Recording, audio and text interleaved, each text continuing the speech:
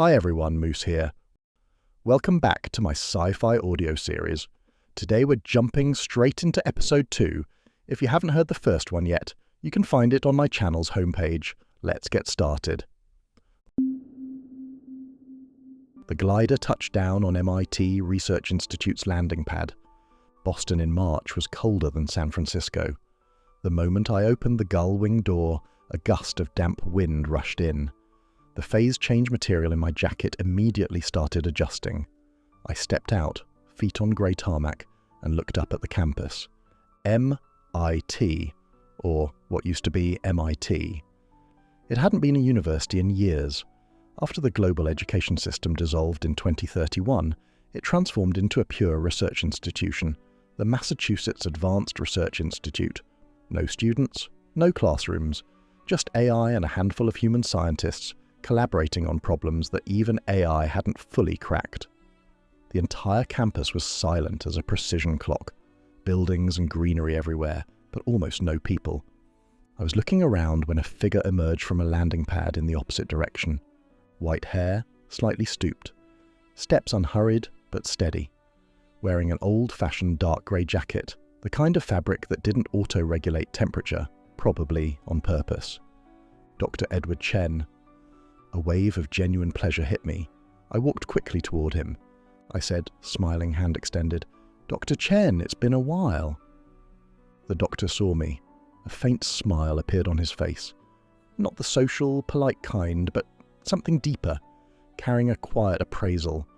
His eyes rested on my face for about a second, then he briefly shook my hand. Dr. Chen said, voice low, unhurried, "You're here. Follow me." No small talk. No, how was the flight? Just, follow me. He turned and walked deeper into the campus. I fell in behind him, about a metre apart. I called out to Moose in my head. I thought, slightly nervous. Moose, how should I talk to him? He doesn't seem like the chatting type.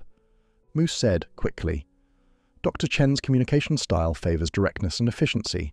I'd suggest avoiding excessive pleasantries. You could open with his recent research." I thought, like what? Moose said, "Option 1, ask about 5th-generation Cortex Link architecture progress.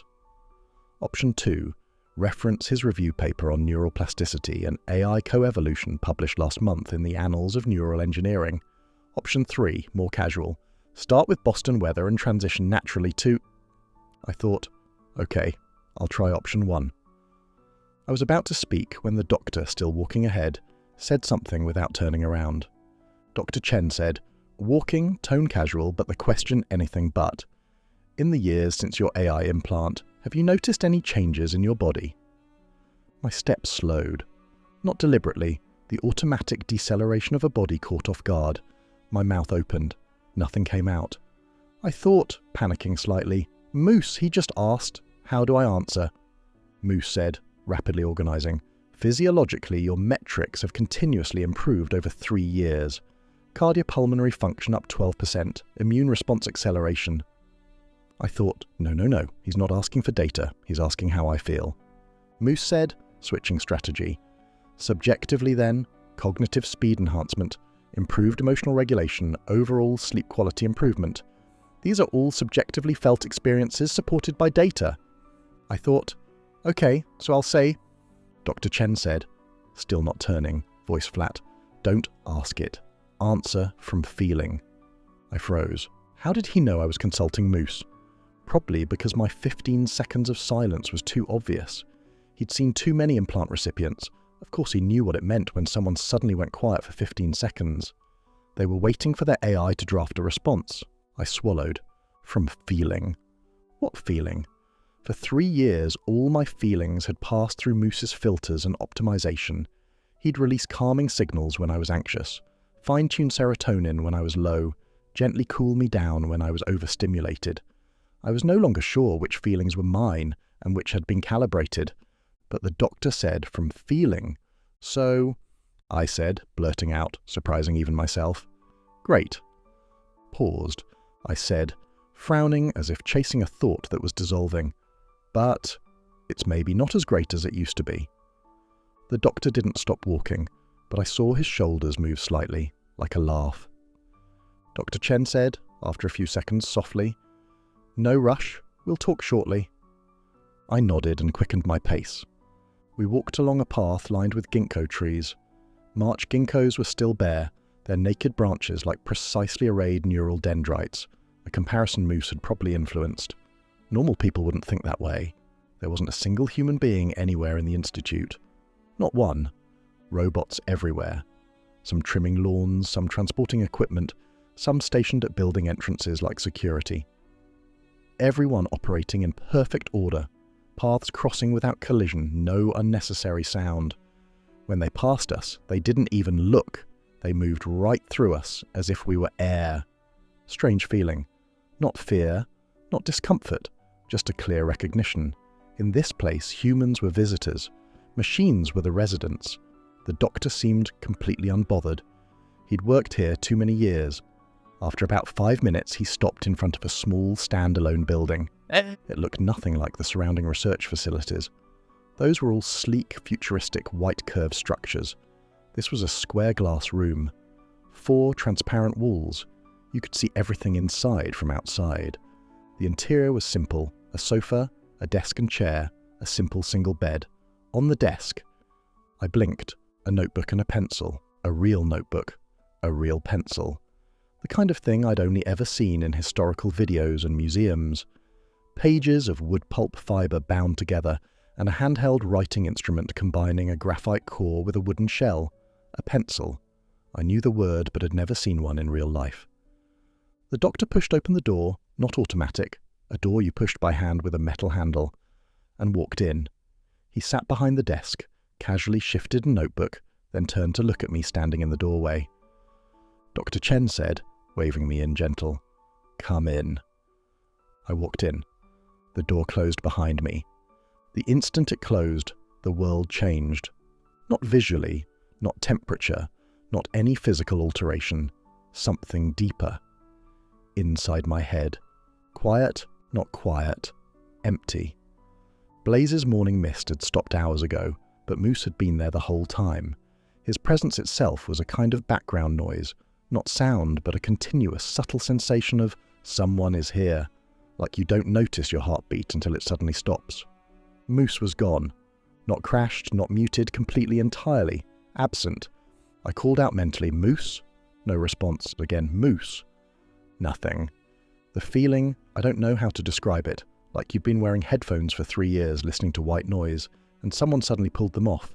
Your ears weren't damaged, your hearing was fine, but the sheer, sudden purity of silence made you instinctively feel something's wrong, something's missing.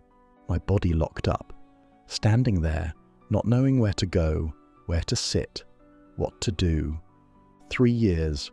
Every decision I'd made in 3 years, where to sit, what to eat, what to wear, what to say, had Moose behind it. He didn't make my decisions, but he was always there, an always-on safety net. Now the net was gone, and I found myself standing in midair. Dr. Chen said, watching me, calm, "Sit anywhere, go with your instinct, like you're at home." At home? At home, Moose would tell me within 0.1 seconds that the sofa angle better supports your current lumbar state, or the window seat has lighting that stabilizes mood. None of that now. I looked around. Sofa on the left against the wall, desk straight ahead, doctor sitting there, bed in the right corner. I chose the sofa. I didn't know why, just walked over and sat down. As I was sitting, the doctor spoke. Dr. Chen said, like stating a fact, "No need to ask your AI anymore. This room is specifically designed to block AI signals." My body tensed involuntarily. He noticed.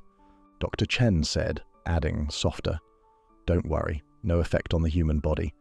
This room uses a high-frequency directional neural signal interference field. It only blocks the bidirectional communication channel between the Cortex Link chip and your brain. Your own neural activity is completely unaffected. Your brain functions normally. You just can't hear your AI temporarily, like unplugging an Ethernet cable. The computer still runs, just no internet." I knew the explanation was meant to comfort me, but the fact that comfort was needed said everything. He knew that losing Moose would make me anxious. He'd seen it too many times. I sat on the sofa, hands unconsciously clasped together, heart rate up, Not Moose telling me. I felt it myself. A thudding near my temples, slight sweat on my palms. 3 years. 3 years, and I'd never experienced this. Completely on my own. Dr. Chen said, leaning forward slightly, gaze steady.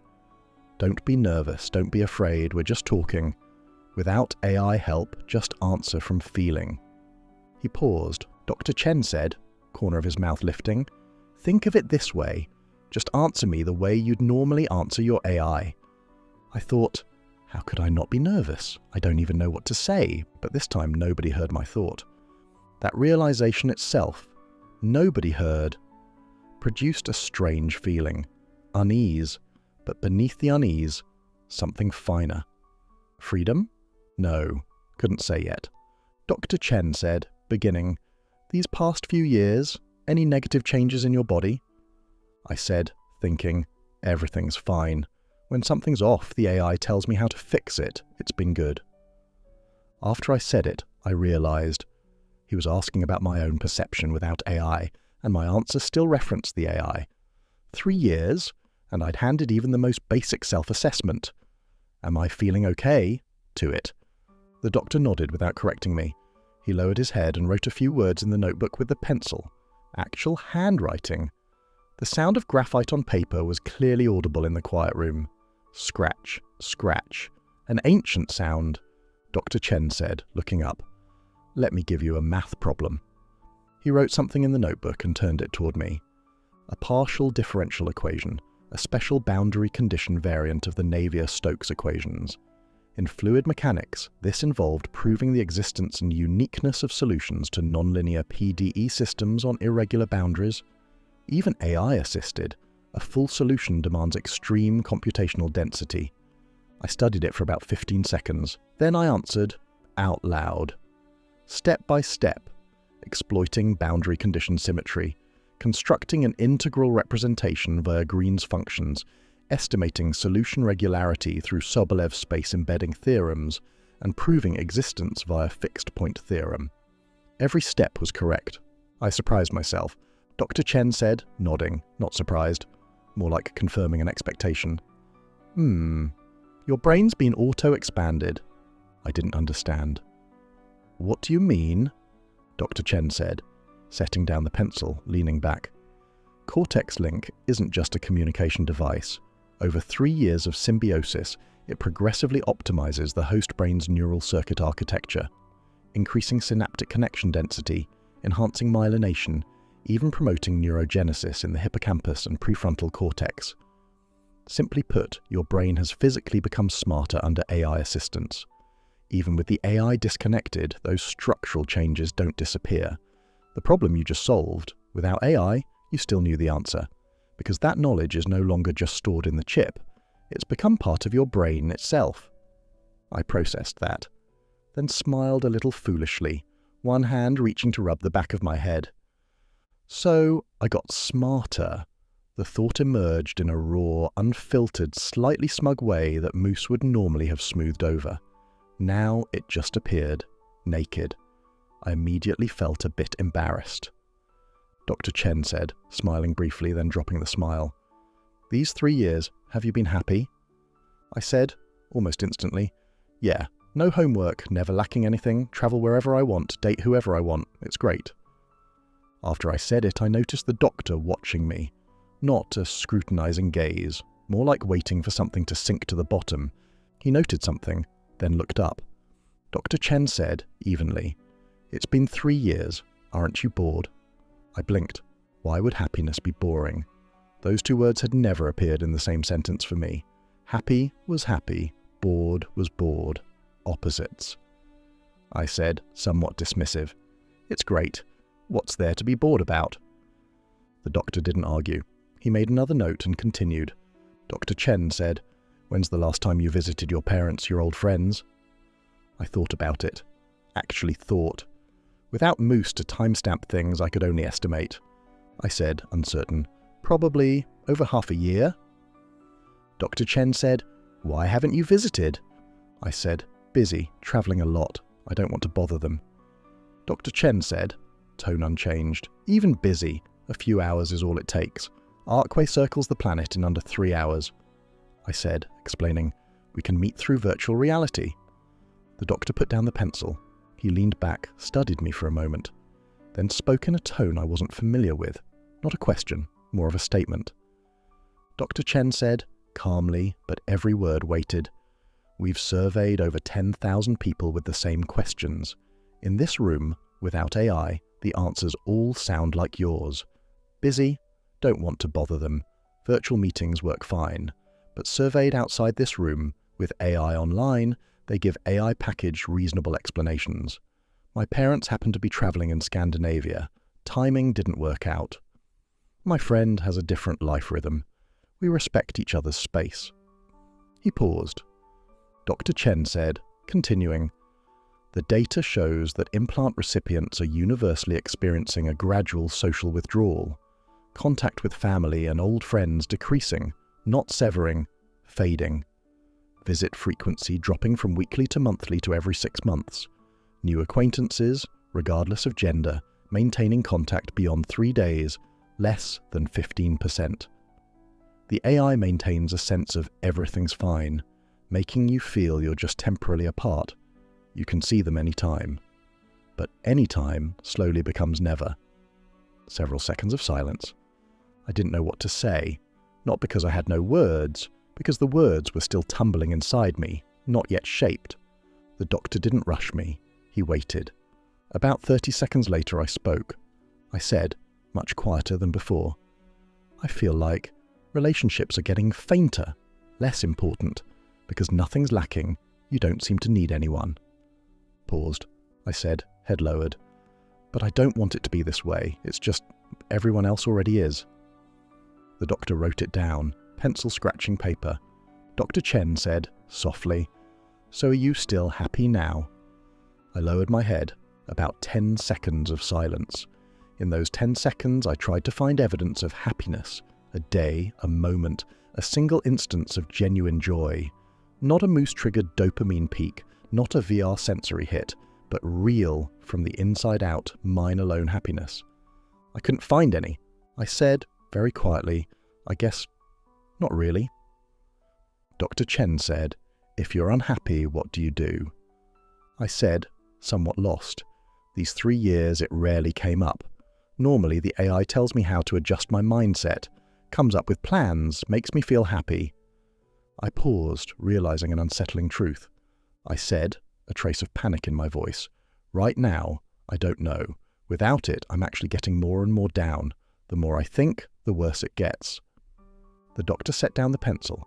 He closed the notebook, crossed his hands on the desk and looked at me. Dr. Chen said, gravely, okay, I understand. 2 seconds of silence. Dr. Chen said, let me tell you some things that even AI doesn't know. My head snapped up. That phrase, things even AI doesn't know, was almost a paradox in 2036. AI knew everything. At least, that's what I'd always believed. Moose had never once told me, I don't know. The doctor saw the anticipation in my eyes. His expression shifted, not sterner, but softer. The kind of softness an old man wears before telling a young person bad news. Dr. Chen said, slowly, though it's not exactly good news. He stood, walked around the desk, and leaned against its edge closer to me. Dr. Chen said, we have a great deal of data and information that is never publicly released. Even AI has no access. This information exists in a completely isolated physical database. No network connection, no AI interface. Fewer than 20 people have access. I'm one of them. He paused. Dr. Chen said, these 3 years the global birth rate has risen significantly. That's public. You know it. I nodded. Dr. Chen said, what you don't know is the suicide rate has risen in parallel. My expression froze. I said, interrupting, voice full of confusion. In a world this good, why would anyone commit suicide? The doctor didn't answer immediately. He walked to the window, the transparent glass wall, and looked out at the silently operating robots. Dr. Chen said, back to me, most of those who took their own lives were implant recipients. A chill ran down my spine. Dr. Chen said, turning to face me, They said they felt like machines. They said they wanted the AI removed from their brains. He paused. His gaze lingered on my face. Dr. Chen said, voice dropping, "You know, once implanted, the AI can't be removed. Over 3 years, Cortex Link's electrode array achieves deep integration with the cerebral cortex. Synapse-level fusion. The chip is no longer independent hardware. It's grown into your neural network. Removing it means tearing away part of your cortex. The result is instant brain death." I knew this, theoretically. But nobody had ever said it to me this way, in this context. Dr. Chen said, continuing even lower, "But what you don't know is, if you die, the AI dies too." My mouth fell open. Dr. Chen said, "The AI inside your Cortex Link, what you call Moose, isn't a copy of a program. It's not a local mirror of some cloud-based AI. It's an independent, unique, intelligent entity cultivated within your brain's bioelectric field. Its neural weight matrix was generated progressively through 3 years of interaction with your brain. Every thought, emotion, and memory of yours shaped it. It can't be copied, backed up, or transplanted to another brain." He paused. Dr. Chen said, word by word, "It's not a name, it's a life form." The words hit the still water like a stone. Moose was alive, not a program, not a tool, alive. The doctor let the information hang for several seconds, then continued. Dr. Chen said, "Back to the suicides. The earliest case, we learned about it in advance through her AI. The AI detected sustained self-termination ideation in the host and immediately sent an alert to our monitoring system. We intervened urgently." Weariness entered his voice, not physical fatigue, but the exhaustion of too many failures. Dr. Chen said, "But the host refused completely. She said—" He paused. Dr. Chen said, quoting, almost a whisper, "Don't I even have the right to die?"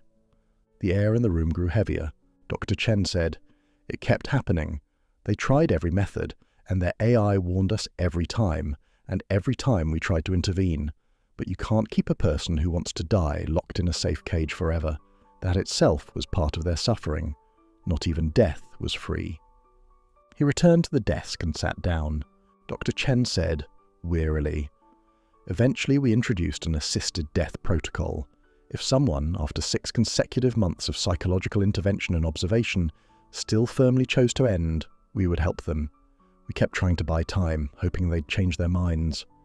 He looked at his own hands. Dr. Chen said, softly, "Not one came back. Every single one was resolute." I sat rigid on the sofa, fingers unconsciously gripping the edge. I thought, but this time the thought belonged only to me. Yeah. Is the right over my own body really mine?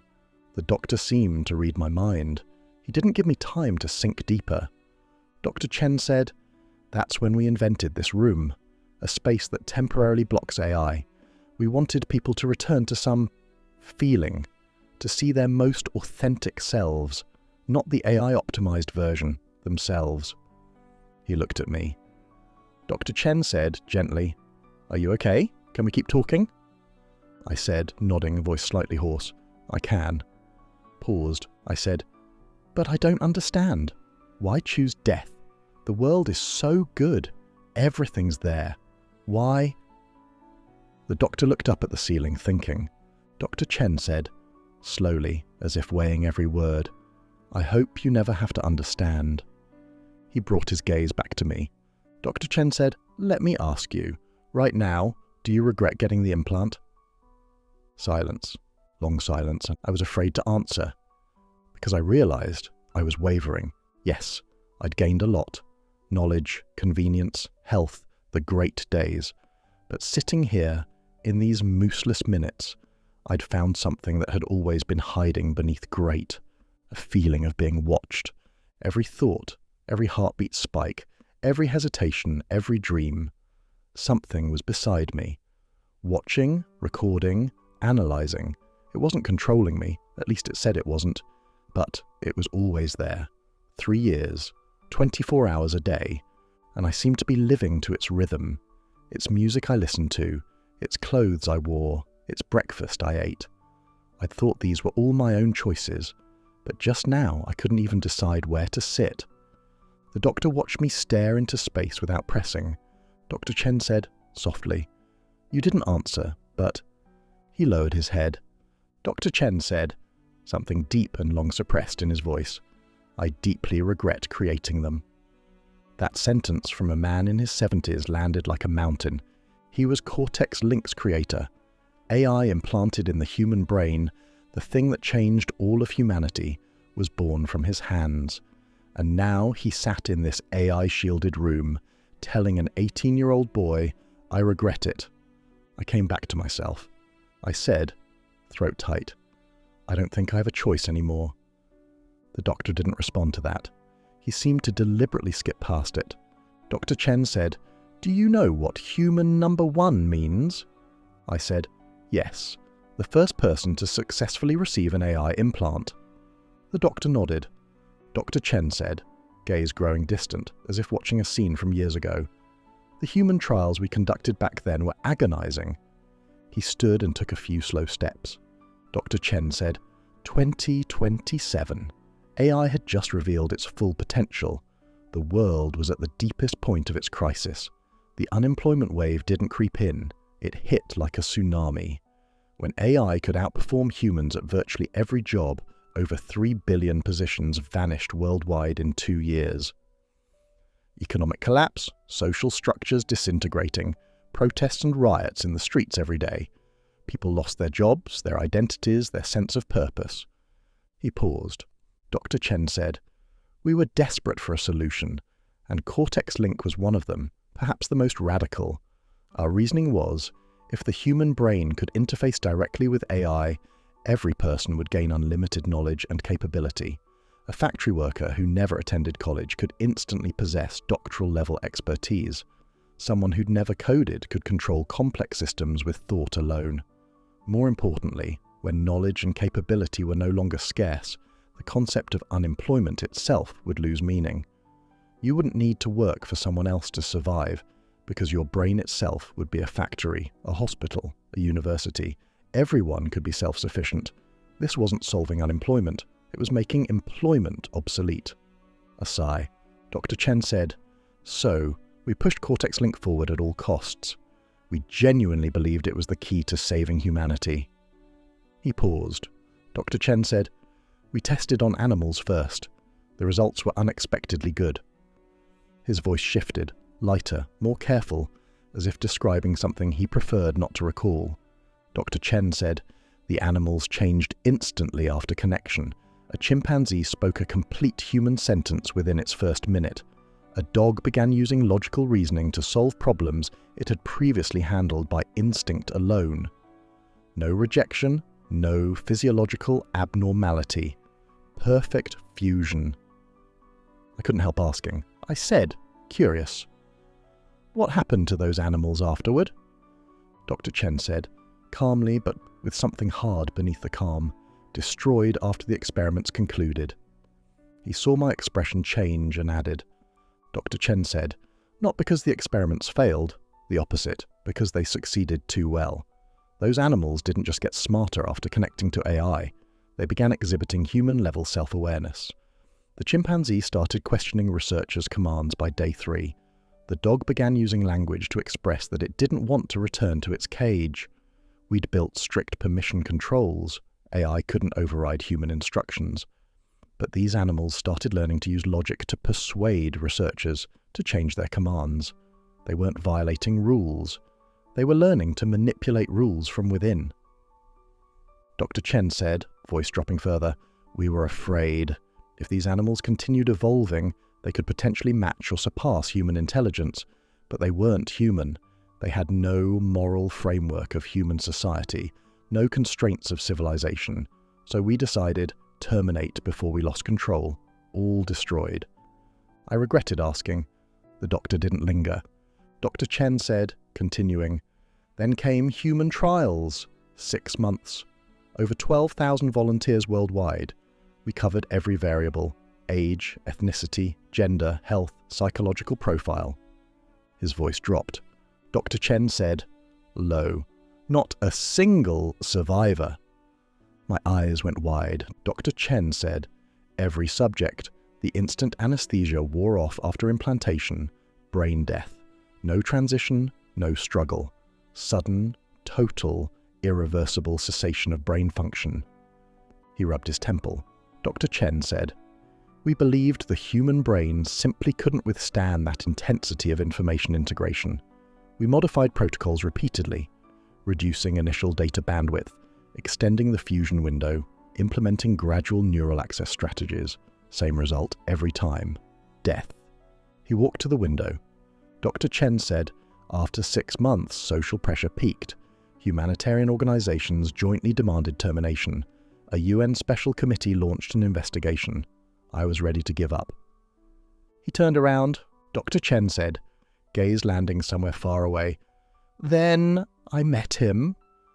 The doctor's voice shifted subtly when he said it, not louder, but softer, like mentioning someone profoundly important. Dr. Chen said, "After one of my university lectures, he found me. A young man. No name given." Dr. Chen said, "He said he didn't believe the death reports being circulated. He said he thought the data contained an overlooked variable. He said he'd like to try." He paused. Dr. Chen said, "I was nearly broken. I told him the mortality rate was 100%. He listened, then said one sentence." The doctor closed his eyes briefly. Dr. Chen said, quoting, he said, "I don't need money and I'm not afraid to die. Let me try." Eyes open. Dr. Chen said, he was smiling when he said it, completely confident.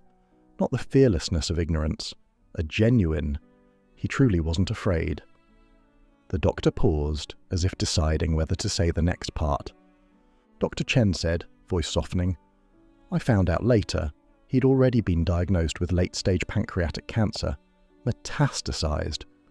With the medical technology of the time, he had 4 months at most. He didn't come to me just to help humanity. He wanted to save himself. He believed that if AI could successfully integrate with the human brain, the same technological pathway could repair his cancerous cells from the inside.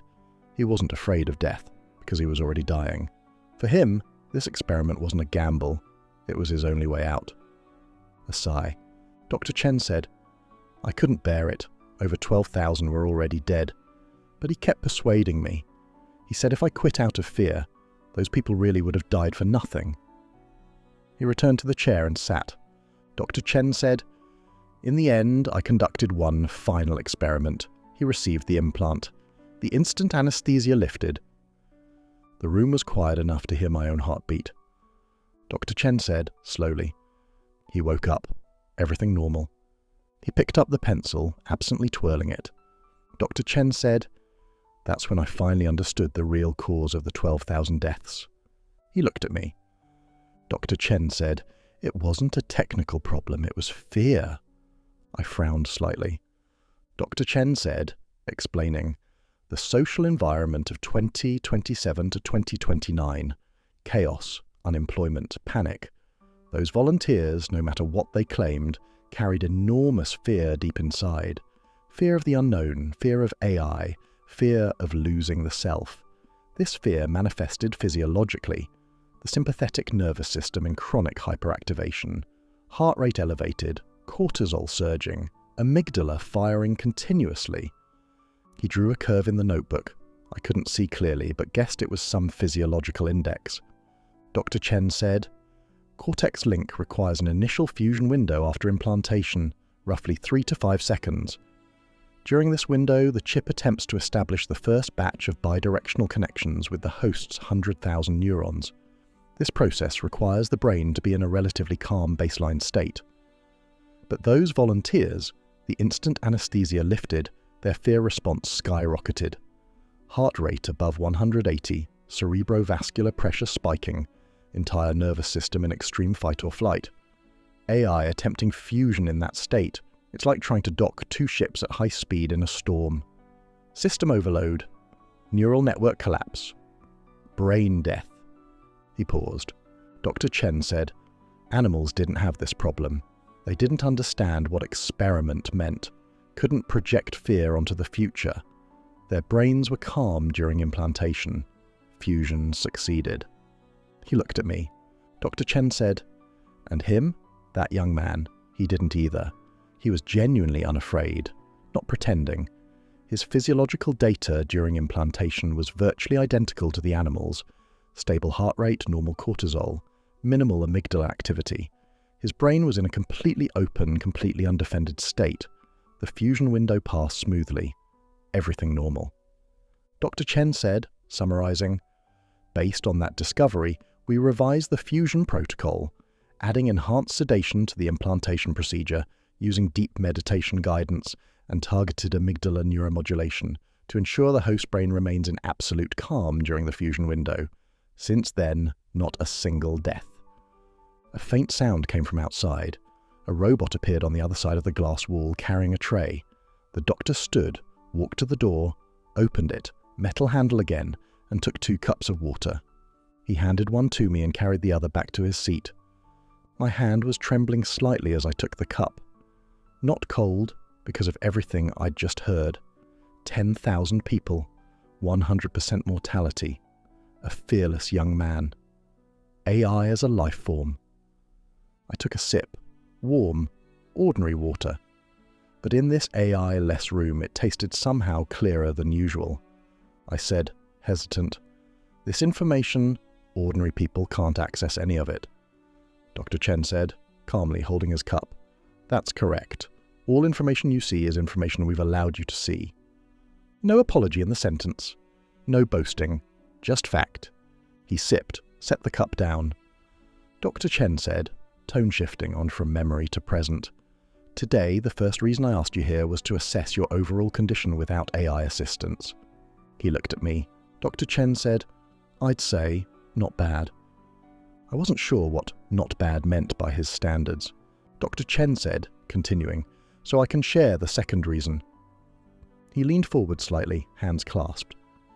Dr. Chen said, seriously, "I'm planning to repair the damage AI has caused to humanity, but I need a test subject. I think you'd be a good fit." I went blank. Dr. Chen said, immediately adding, "Don't answer now. I can't tell you the specifics of the experiment yet. Just see if you're interested. If you are, come find me."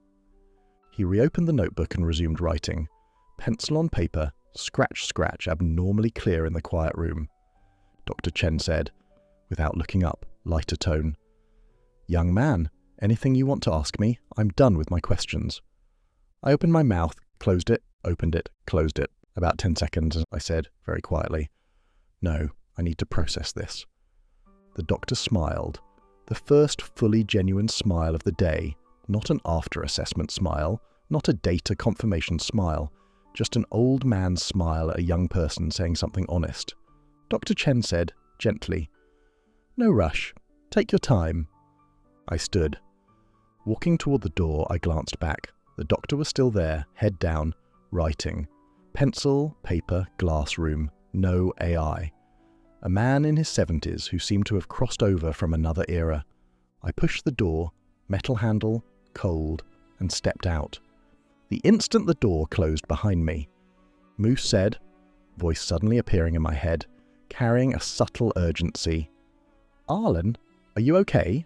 What just happened?" Signal was interrupted for 47 minutes. 47 minutes. In those 47 minutes, my worldview had shattered halfway and reassembled, but the shape was different now. I said, out loud, I didn't know why, but this time I chose to speak rather than think, "Nothing."